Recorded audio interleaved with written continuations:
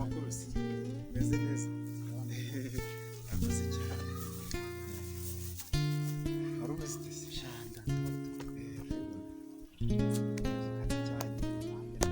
kubera akazi kenshi ndagotwa mbese nawe ubyumve ngo ntabwo nigeze mbona umwanya nta nawe urabibona zoka buriya hari ikintu buriya na n'ubu ntabasha kumva neza sinyambasha kumva ukuntu byagenze ku iteka n'iteka iyo ndyamye mba ntekereza Nadia ntabwo byoroshye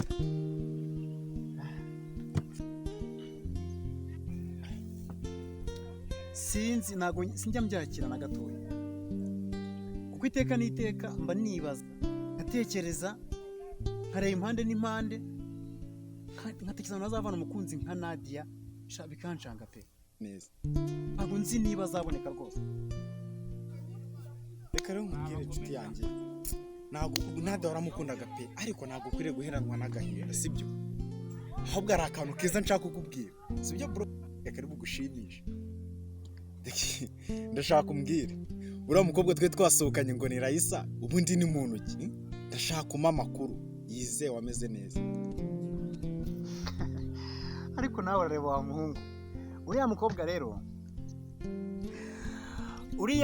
rero ndamwubaha cyane yitwa Raisa uriya ni nyina wabo Nadia uvuga ngo nyina ubyara Nadia uriya mubere muri umunawe ntago rero wabonaga nyine ngitaza cyane gusa yo ndabyo uburyo ndeba nanjye ndikanga ariko ntabwo byakunda ntabwo watereta umwana nyina ntabwo bibaho gusa nyine buraza kumbwira nyine uko wabibonye kuko ntabwo nzi ukuntu wabibonye gusa nyine ntabwo byavamo tu icyo ushatse kuvuga nacyumvishe ko ntabwo byavamo.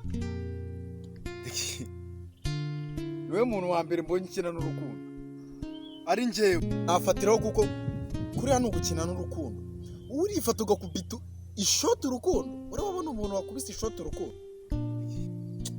ntabwo nakora amahano angana kuriya mwana ntabwo nakora amahano angana kuriya kuko buriya reka n'umuco nyarwanda aho tuye tubibuka ko nawo ari ngombwa ahubwo reka mbe nirira mwana ariko se kandi none ibi n'ibiki mwuka byaramo ngiye kuba nk'abatindi manika ntirive koko oya uyu mutipe atanshishamo ijisho reka nyishyire hasi mujijishe ako deki kunumva uko mari icupa ariko inyota yiyongera urumva uri bumaze wikwije njye ntabwo nafata umuntu w'umugabo ngo muvane mu rugo hejuru y'ubusa amafaranga numara aya ngaya uramara aya ngaya numara aya ngaya uramara aya ngaya amafaranga arahari mani muvane ubundi njye ikintu nabuze Nadia ntabwo nabuze amafaranga gusa nyine iby'isi isi nakandare nakangara tete nakakangara mu nkanga iteretse mu manegeka yabihirima buri munsi nta kintu kizima cyo amafaranga yo ndafite pe amafaranga yo si ikibazo rwose amafaranga yo ndafite rwose amafaranga wayagira ariko ukabura amahoro wama Nadia amafaranga akayagira uburyo mba ngenda amasigamana rwose wagira ngo sinzi yonge ariko mana we bareka amagara ntangaha ariko buryo buzi uko agiragwa neza ubonye uko mpamagara aya mafaranga akanyitaba yawe ariko ntahamagaraga Nadia akaza amaze nkamuyambira we acyuko mana ayo we aha yewe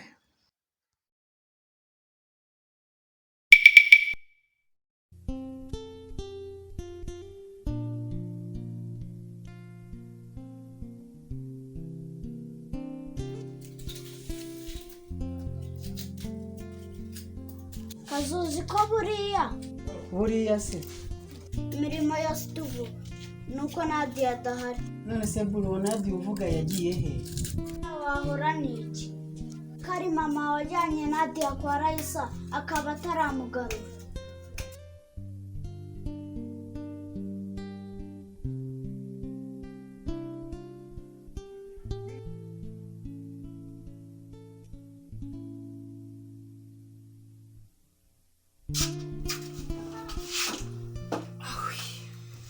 Uraza ntunavuge mwana wanjye se uragira ngo mvuge iki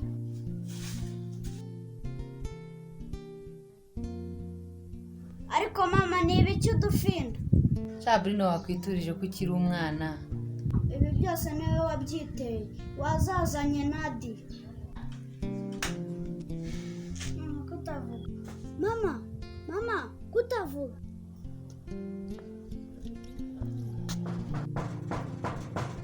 Ewe data we, ubu se Nina yagiye hehe ko? Nina! Mama, ndakura nigende.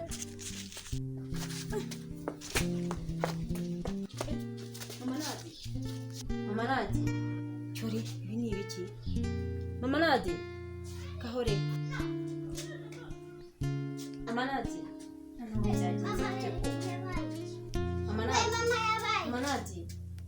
Mama habaye iki? Mama habaye.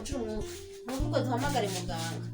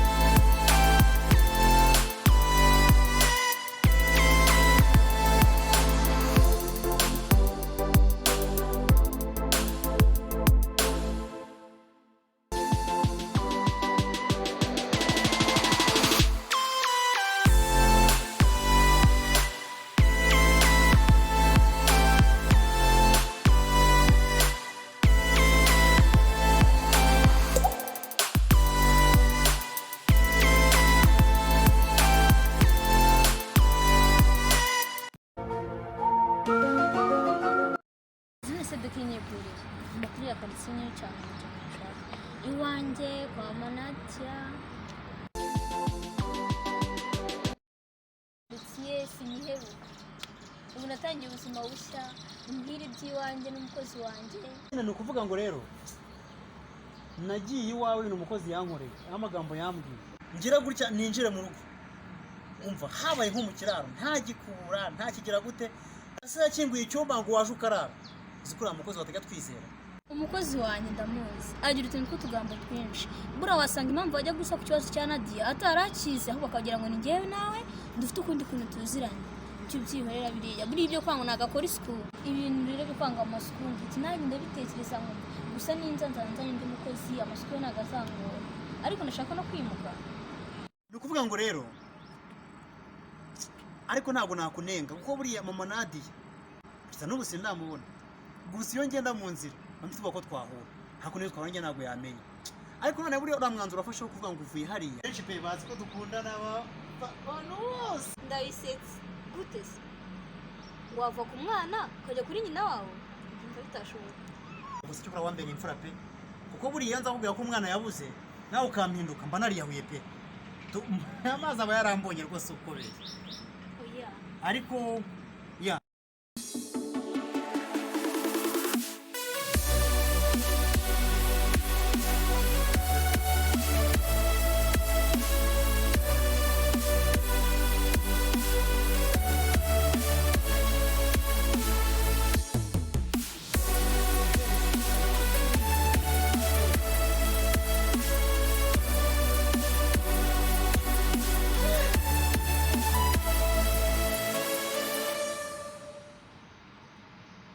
kuvuga ngo rero ngiye nyine nishimye gusa kwa nongeye kubona ariko hari ikindi kintu burya ikamubwira reka tuzapange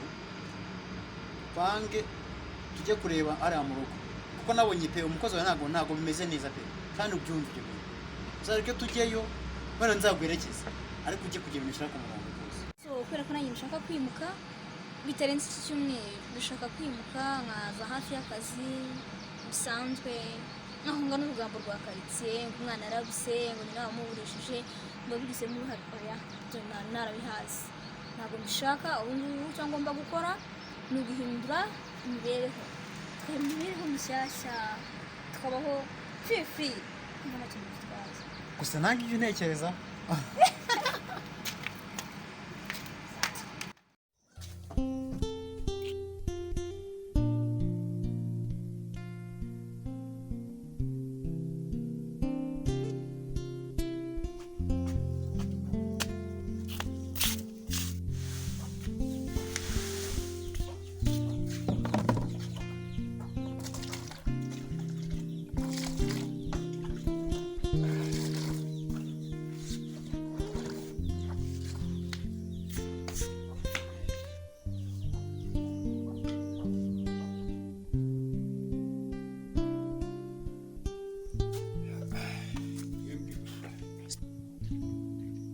Nadina!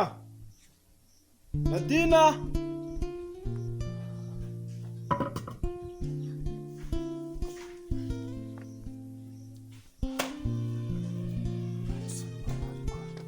Bashara ko nshaje.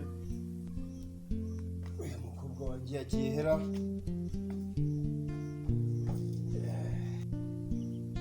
Uzi ko ndebye mu gitabo. Nadina! Nadina! Nadina! karame papa ndakumva.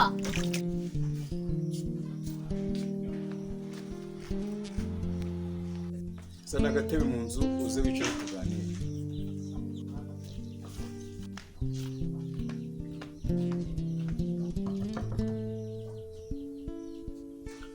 Mwana wa, uzi ko ndebye muri iki gitabo imyaka ishize umaze kwiga, uzi ko tutaricara ngo tuganire nk'umwana wanjye narihiriye ngo byibuze twicara ahantu nkushimire. papa rero buriya abantu bose tungana barakiga. Ngiyo rero impamvu ituma nshaka ko twicara ahantu tukaganira, urumva nkagushimira rwose nk'umwana wanjye wize neza rwose.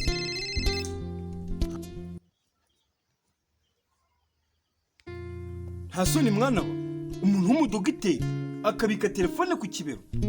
ariko papa nawe byose bitwaye iki? Siko muba ingumba. Ngaho banza witabe. Halo? ko ntawamenye se muri bande? muga ni Kanyange abantu ntabaye ko umuntu wanjye agize ikibazo. ariko iyo karitsiye ikunda kugira ibibazo. n'ubushize nari mari bambwira ko hari umuntu wagura igihumbi. Ntawe urumva se hari uko ntagize babariro ntabare ni ukuri. bivuze ngo nta wundi muganga mwabona hafi aho ngaho ngo mbe nzi? Mwana wa, nimba ari uwo ugutabaga ufite ikibazo mutabare kuko nibyo wize. Se ko numva uri mu rusaku uri mu isoko? ntabwo ndi mu isoko, uwo mwumvaga ni papa, ndaje mu kanya gato ndaba mbagezeho. Sawa, ubwo ndagutegereje.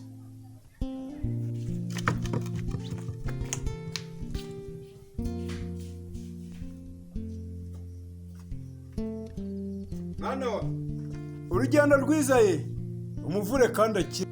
Uzane inkuru nziza sha mwana wa.